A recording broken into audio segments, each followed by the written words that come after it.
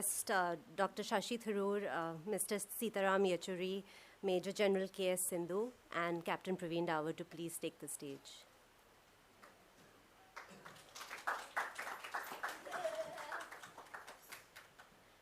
May I now request Rudransh Dawar to please give flowers to the guests. I will now request Captain Sahab to introduce his book to the distinguished audience. Now, almost 2 decades ago, I think it was in perhaps 1998, when Mrs. Sonia Gandhi became the Congress president. Soon after that, the Congress party started a magazine called Congress Sandesh. So since 1998, when I gave my first article, I was writing regularly for the Congress Sandesh. And I must tell you something about the Congress Sandesh. This is the only magazine in the entire history, Congress history of 136 years, which has run regularly for 24 years at a stretch. 24, and thanks to Srimati Sonia Gandhi, and which also is a lot of young people here, you must know that Mrs. Sonia Gandhi is the longest serving Congress president. Somewhere I read Pandit Jawaharlal Nehru's speech in Parliament in 1956, when Pandit Jawaharlal Nehru said in Parliament that here is Dadabhai Nehruji, who can be called, who is not, but who can be called the father of the Indian National Congress. So we start with Dadabhai Nehruji, and in the pre-Gandhi era, I have covered the most eminent personalities like Lokmanya Tilak, Gopal Krishna Gokhale, and N. Besant. If you ask me, and this is my conclusion, if you name the four most important personalities of the pre-Gandhi era, they are Lokmanya Tilak, Gopal Krishna Gokhale, Dadabhai Nehruji, and Annie Besant, and you can add, Firoz Shah Mehta, which is number 5, and like that many more. So I have covered all these personalities. I have covered the Gandhi era very extensively. I have covered the non-cooperation movement, the Dandi March, and the Quit India movement, which is the most important, and coming up to the partition of India.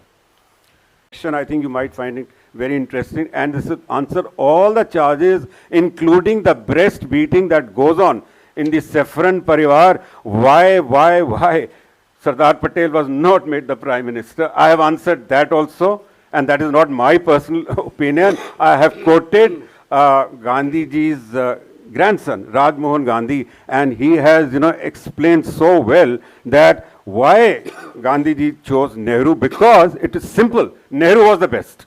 East or West, Nehru was the best, and Nehru will always remain the best. With these words, I'll conclude, and I'll request Dr. Shasi Tharoor to kindly... first we have to release the book, and then. First we release the book, and then the other 2 speakers are there. Sure.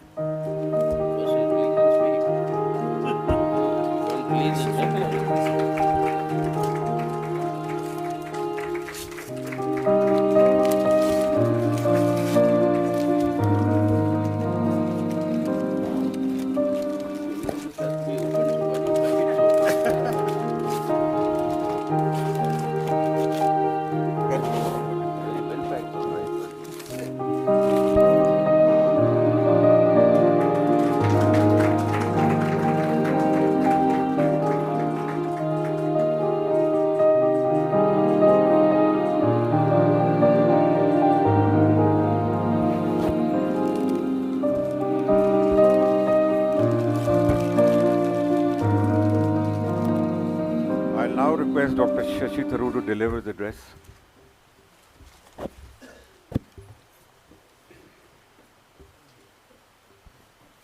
I'm delighted that my good friend Praveen Dawar asked me to join you all today to launch his book. I've been reading his columns in the newspapers for some time. He's been very regular in the Asian Age. He has appeared, as he mentioned, in the Congress Sandesh and the Secular Savior.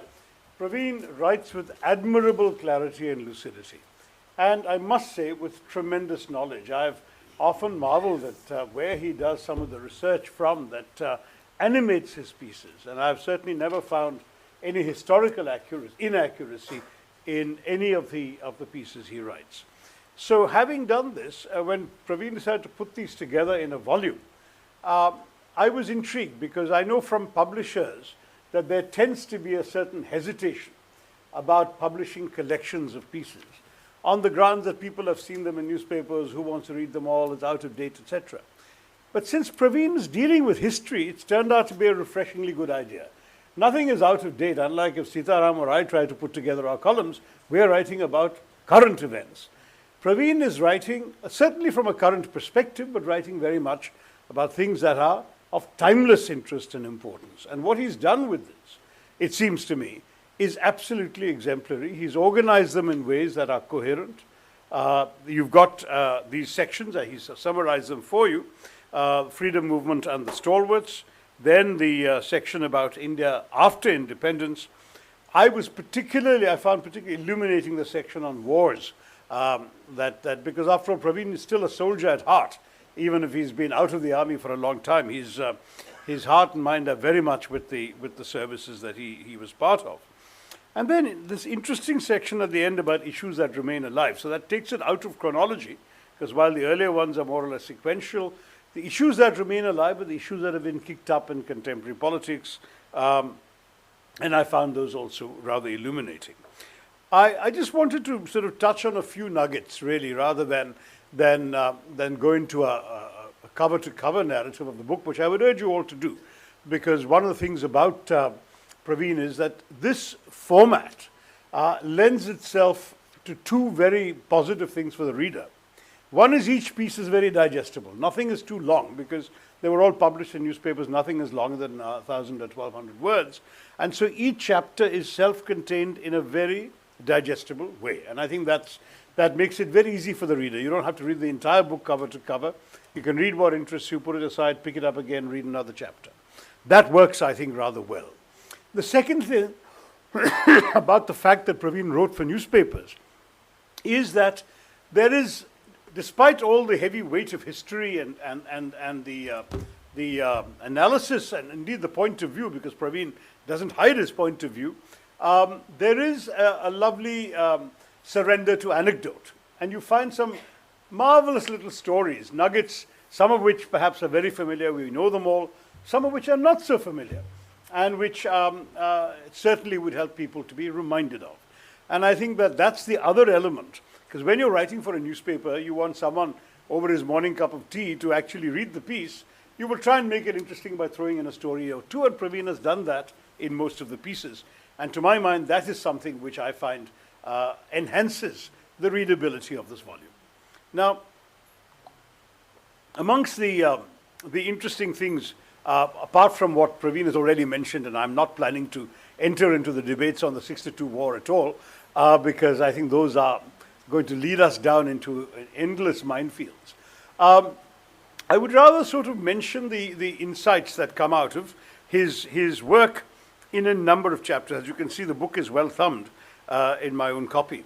And I would say that amongst the things that particularly interested me, he has perhaps amongst the best succinct descriptions of Nehruji's contribution to the scientific basis of the Indian state, which is a very important consideration because we keep hearing the phrase scientific temper, and our own side is guilty of throwing it up in the face of the current government all the time. But how exactly did Nehru promote India's scientific temper, which remains an objective, a desirable objective in the Constitution?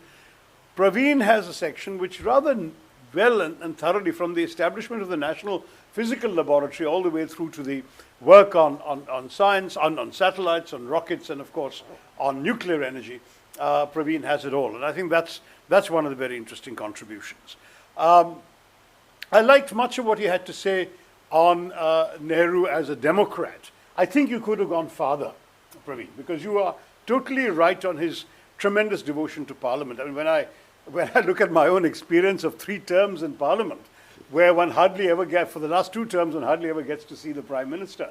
At one point, I remember writing in a book that he has addressed, he has made more speeches in foreign parliaments than in the Lok Sabha, which he's a member. And you contrast this with Nehruji, who not only attended every day, but who actually sat through question hour every day, watching his ministers getting embarrassed, and answered questions himself. We have never seen this Prime Minister answer a question in Parliament. If a question is asked to the PMO, it is the MOS and the PMO who answers. That is the way in which our system functions. So Praveen is totally right to spell this out. And of course, as I say, he could have gone farther, because even in Parliament, one of the most distinctive features of Nehru's democratic style was his willingness to encourage criticism of himself, by his own party members. So though he gave a disproportionate amount of attention to the opposition in terms of their numbers, which were very modest, he gave them an importance out of proportion to their numerical strength, and that was as it should be. He insisted his ministers attend. He insisted the senior officials attend. He gave Parliament all that deference. What was interesting was how in his own party, nobody felt intimidated by the presence of the Prime Minister into not raising uncomfortable questions and even expressing strong criticisms. We know that it was because of a backbench congressman, Firoz Gandhi, that the then finance minister, T.T. Krishnamachari, had to resign from the cabinet. That's an episode of which there has been simply no parallel in our contemporary politics. During the war with China in '62, he actually held a session of Parliament, which again, when you've got a situation in Galwan 2 years ago, and we have a Prime Minister who has refused to allow the issue to be discussed in Parliament. We cannot raise it. If we ask a question, it is disallowed. In these circumstances, how do you actually have democratic accountability for the loss of lives of your own soldiers? Well, there you not only had the Prime Minister willing to face Parliament while the war is going on, he took criticism on the chin. That famous episode where a Congress MP said to him, when he made that unfortunate statement that not a blade of grass grows in Aksai Chin, so let's not make such a fuss about it.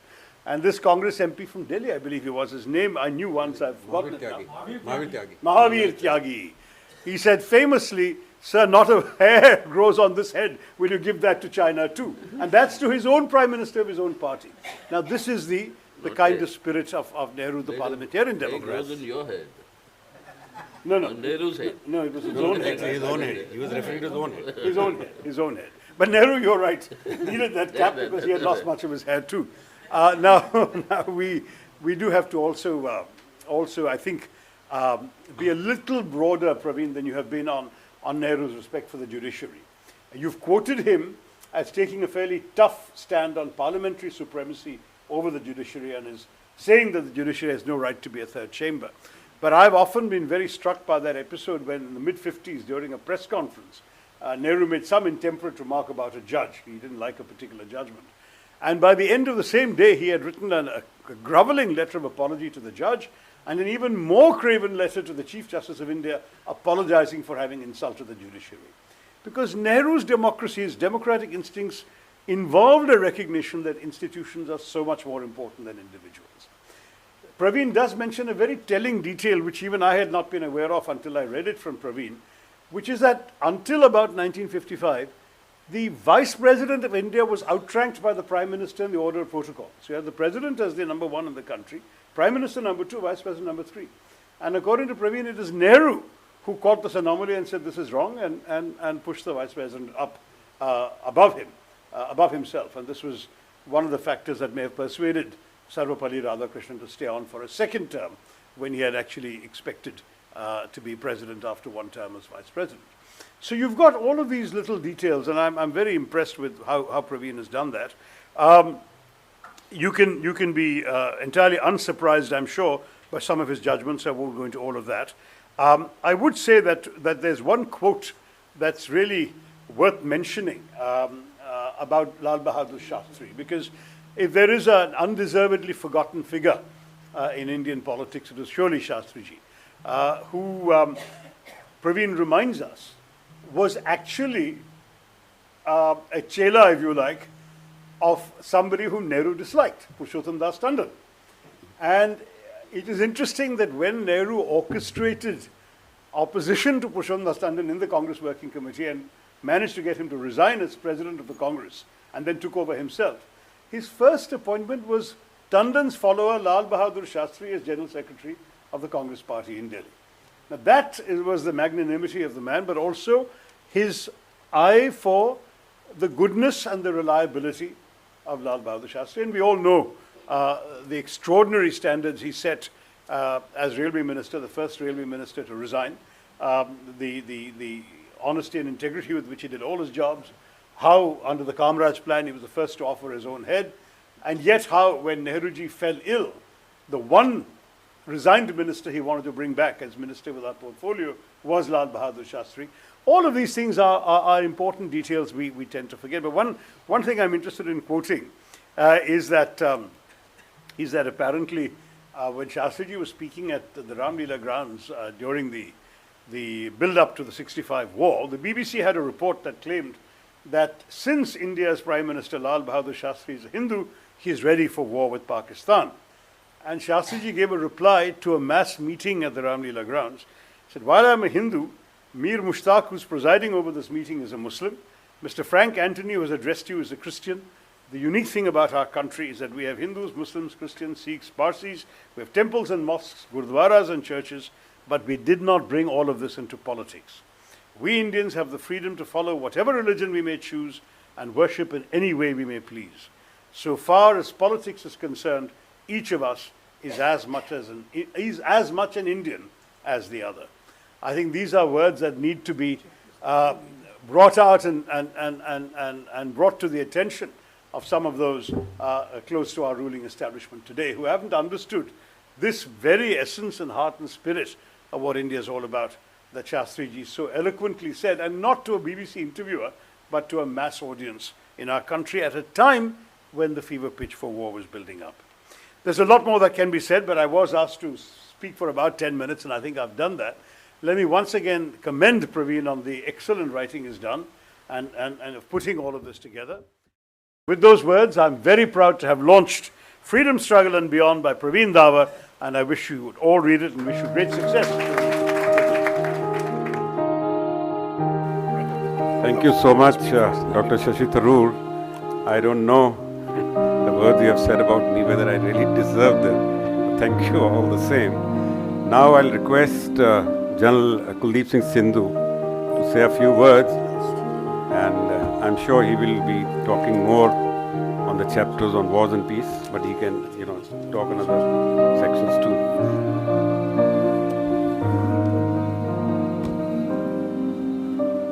Thank you very much, Praveen, for inviting me to this.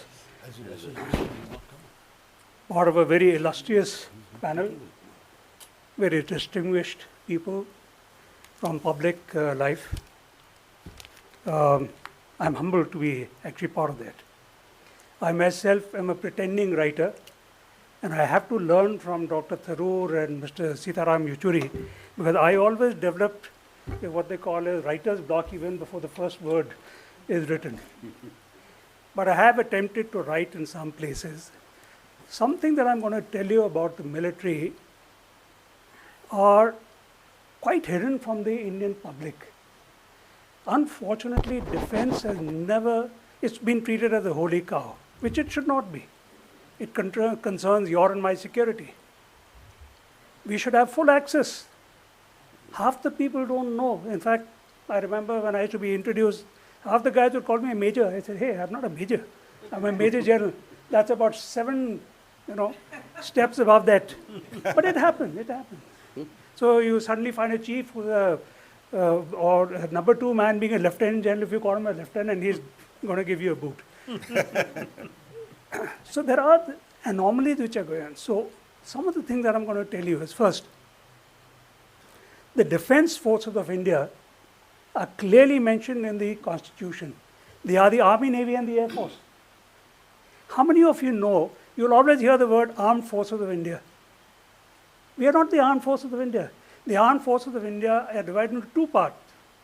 There's the military force, which is meant for the protection of the country from external aggression, and there's the centralized armed police forces, CAPS, PMS, call them what you will. They are part of the stuff. So anybody who's bearing a weapon actually becomes an armed force. So this is very important to understand that the three services are protected in the Constitution of India. The average soldier officer, 6 out of his 16 rights, which are guaranteed to him under Articles 14 and 18, are suppressed. That is why you find none of your generals speaking out. And I was showing a screenshot to somebody that we require in peacetime generals who can stand up and tell the politicians, you're wrong. Because in war, we know what to do. The mistakes are made during peacetime. Next thing I want to tell you about is, you'll hear this word being bandied about. He was a martyr. Sorry. The erudite Mr. Tharoor will tell you the meaning of martyr is somebody who dies for a religious cause. There were certain circumstances which are surrounding what Dr. Ambedkar and others were making the constitution. Where to put the military? They had already seen the danger of power of one political party overriding everything. They'd seen what happened to Hitler.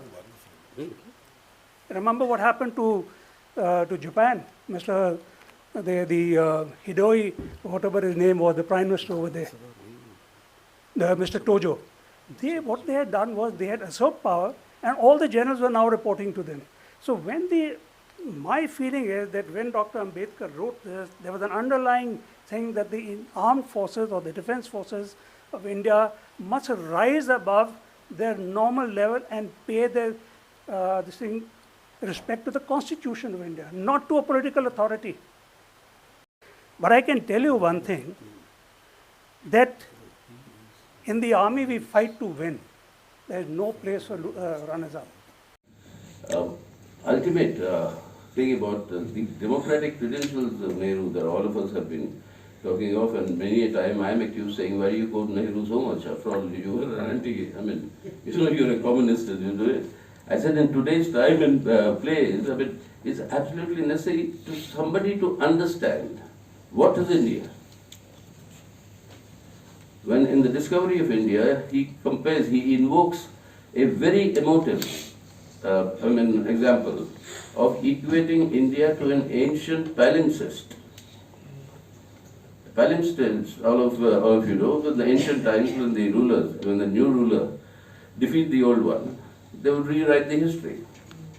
And those days there was no paper and things like that, so it would be done on a stone or maybe a piece of wood, and those came to be known as palimpsests, and you find them in many international museums of the ancient period, ancient time.